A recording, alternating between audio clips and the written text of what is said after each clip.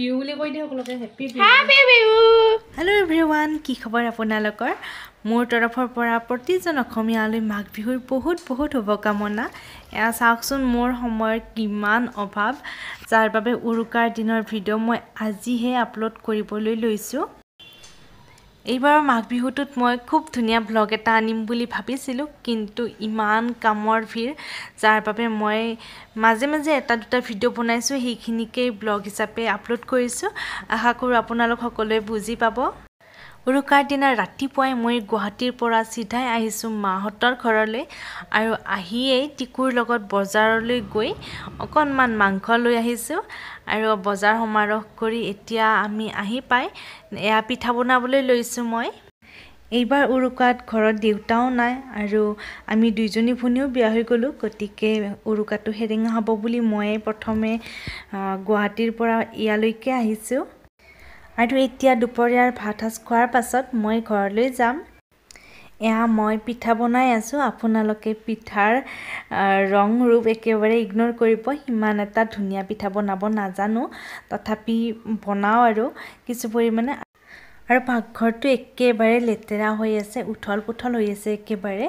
আপোনালোকে সেইটো বস্তু একেবাৰে ধৰি নাৰাখিব একেবাৰে লেতেৰা হৈ আছে এতিয়া যে কৈছিলোঁ খোৱাৰ পৰিণতি পুচিল বৰফ লগাব লগা হৈছে এইজনী এখানত লাগছিল এখানত মোকো লাগছে কিন্তু মোকো বুজি নামান কি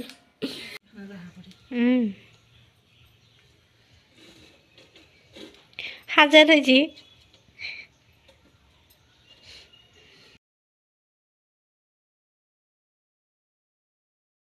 মোৰ পিঠা বনোৱা শেষ হ'ল আৰু এতিয়া বাজিছে প্ৰায় 1:30 মান মাহঁতেও আহি পালে আৰু টিকুৱে বৰ্তমান ভাতৰ যোগাৰ কৰি আছে মানে আলু পিয়াজ কাটিছে এতিয়া মই ইয়াত পনীৰ বনাইছোঁ মা আৰু পেহীৰ বাবে যিহেতু পেহীয়ে সোমবাৰ পালে আজি একো নাখায় বিশেষ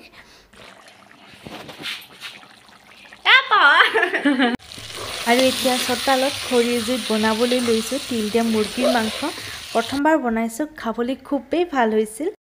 কিন্তু মোৰ বহুত দেৰি হৈছে এতিয়া ঘৰলৈ যাব লাগে গধূলি হ'বৰে হ'ল তাৰ বাবে দৌৰা দৌৰিকৈ ভাত মুঠা খাই মই ওলাই আহিলোঁ টিকুৱে মোক থ'বলৈ আহিছিল আৰু এয়া চাওকচোন গধূলি আমাৰ ঘৰত এতিয়া উৰুকাৰ আয়োজন চলি আছে মা দেউতাৰ সৈতে মই চোতালত বহি আছোঁ আৰু এইফালে মাছ ভাজিবলৈ লৈছোঁ এইফালে তেওঁ ভাইকৰ লগত অৰ্থাৎ সৰুৰ লগত গৈছে মাংস আনিবলৈ আৰু এইফালে মোৰ মাছ ভজা হৈ গ'ল এইফালে মই পিয়াজ একাহি কাটি ৰাখিছোঁ আৰু এয়া হৈছে মাংস আগদাবাৰ মাংস খাব লাগিব আৰে কাজি পাঠা এইফালে মায়ে আদা নহৰু খুন্দিবলৈ লৈছে